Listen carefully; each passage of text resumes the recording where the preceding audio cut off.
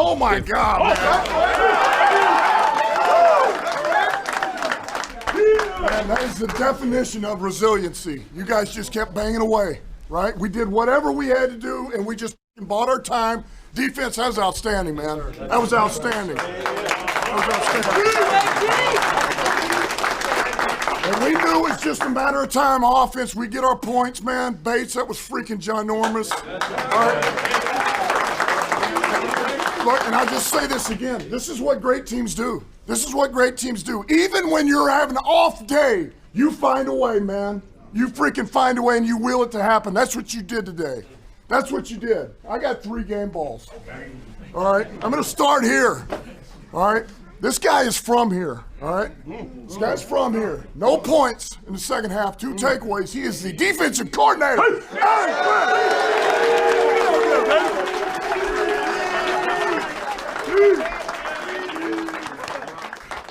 I love this team! Defense, 4 tackles, 2 picks. CD! 2 picks! I just want to say one thing, man. I swear to God, every game I'm coming out here and giving y'all my best, man. I don't give a what's going on. Whether we down or we up, y'all got me. Y'all got me. Last but not least, 2 field goals, one of them 58 yards, the other one a game winner, 52 yards, 2 extra points. Mr. Bates! Hey, good win. Shout out my boys Jack and Hogan, man. I love you guys, and man, I'm just so happy to be a part of that operation. Love you guys. Break it down, man. Hey, if that ain't a lesson, it ain't over till it's over. That's what it is, boys. We're a fight all day. We're fucking different. We're fucking different than all 31 in this league, all right? Way to fucking go. Win on 3. 1, 2, 3. Win!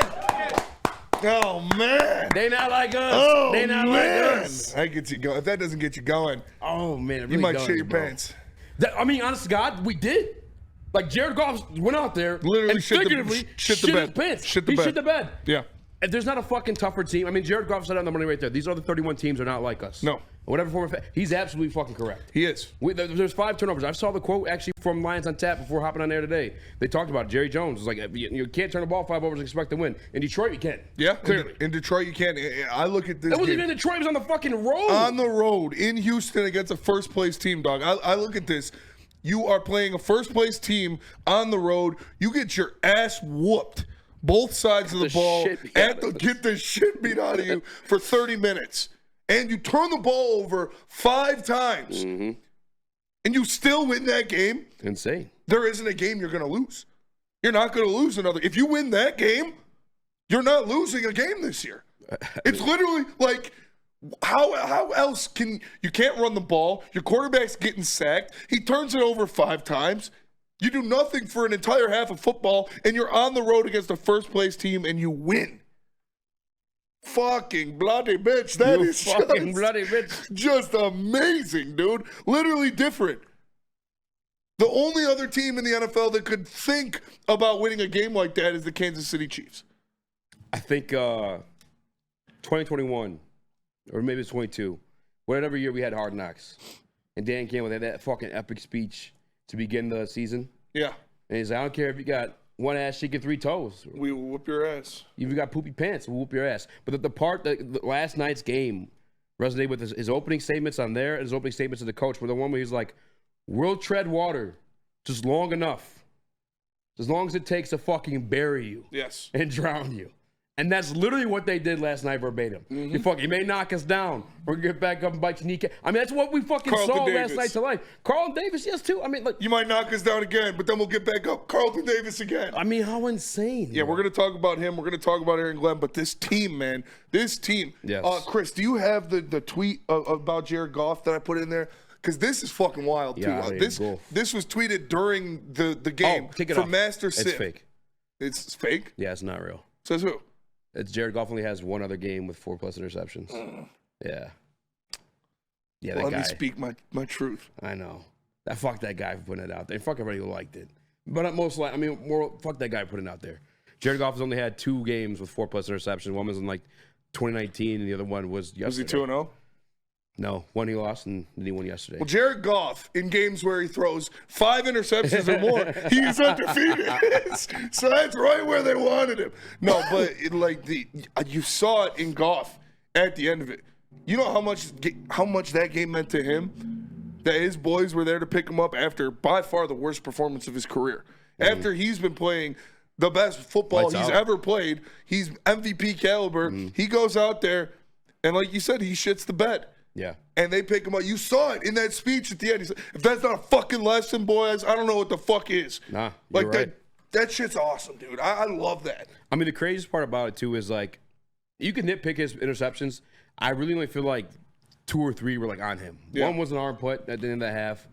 The other one was a fucking freak accident. That was weird as shit. I mean, Penei Sewell. But I mean, that's what I was gonna get to that anyway. Like everybody in this game kind of had their fair share of like getting dominated or beat on reps. Like Penei Sewell included. That He we got never beat, straight that's beat. foreign. We've seen that multiple times. Jared Goff actually could have thrown 6 interceptions on that Penei Sewell getting hit by a spin move on Deion Hunter. It's just that Derek Stingley dropped it. And then the one he had against Nico Autry where he just got the hand on JG while he's throwing it forward, that ended up being intercepted. One hell of a play by the Texans to make, but like everybody got beat at some point, and they still kept fucking moving along. And I think it was they were asked either at halftime or after the game about Jared Goff and his like. That's the thing I love about him most. I've been on record. His calm Memory demeanor, of a goldfish. right? Like he's just fucking calm and delivering every single time. I mean, you may see him fired up and pissed off, and I think he delivers then too. But he just remains like himself, and I think you have to do that in the midst of fucking chaos like that. Yeah. Bullets are fucking flying. If I'm able to look at you and tell you, hey, this is how we're gonna fucking get on track. This is the fucking game plan. Like it's gonna be delivered calm, clear, and directive. Like you know what you're gonna do. You know what you have to do to get done. It was impressive, and like in that first half, you saw, he was seeing ghosts. He was hearing footsteps because the offensive line was bad. Was very bad in that first half. They were getting abused. They were getting beat. They were getting right after Jared Goff. They were hitting him. They were beating him up. Yeah. But then in the second half, you saw Jared Cool come back out there, sitting back in the pocket, calm, boom, delivering the ball, calm, on point. You saw a couple screens, one to David Montgomery, and then the touchdown to Amon-Ra St. Brown, where he just sat back there, didn't do a 7-step drop. It was just a quick hip turn, boom, ball out, and they were getting it down the field on that Houston defense. Props to Jared Goff, because a lesser man would have folded. He would have crumbled under that, because awful game for Jared Goff, flat out. But they went out there, and he, like I said, memory of the goldfish. Yeah. He took them down the field when they needed to, and they won the game. Second most pressures you've seen all year. I think it was like 38%. And it was coming from like 4-man rushes. And I think there's 12 quarterback rushes in total on them. 9 of them came from Deion Hunter on Dan Skipper specifically. And then he had the one against Pineda we talked about. Danico had one. I mean, they're coming from everywhere. That Texans defensive line came as advertised. And it wasn't a good game to be missing Taylor Decker, but it didn't matter. I mean, I saw this morning Shannon Sharp. I actually just saw a clip. I didn't watch it this morning because I don't watch that shit. All they talk about is the Cowboys. How are you going to sit there and give coverage to a team with a backup quarterback and a loser record? Blows my fucking mind. Yeah. But anyway, moving on. Shannon Sharp was like, I just don't know if I could say they're going to be Super Bowl champion yet. Like, what if this happens? What if that happens? He got called out immediately. They lost Aiden Hudson. Yeah. Like, arguably the best defensive player in football this season. He was the best player in football. And they go, well, what if they lose this guy? Well, they lost Taylor Decker. Yes. They lost Jamison Williams. We lost Brian Branch. Like, this team is the toughest team in the NFL, and they've overcome every single challenge they've gotten to face. Yeah. Name another team dealing with the same issues, or like, I mean, you could ask the same question for anybody, first and foremost, like, but like, we've been tested with that. What if Shannon Sharp didn't dress like a 45-year-old lesbian? Like, we'll never know, So Bloody Rich. Bloody Rich.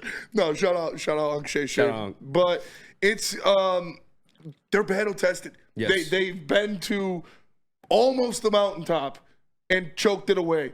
They've lost, like you said, their emotional leader on defense, the best player in the NFL at that point in Aiden Hutchinson, done for the year. Brian Branch kicked out in the middle of the game. Yeah. Jamison Williams has a target on his back, and they just keep chugging along. The machine keeps going, and we're going to talk about this coming up next.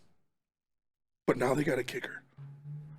Yeah. Now they got a kicker, and now with that rule, they only need to go 30 yards to score a point.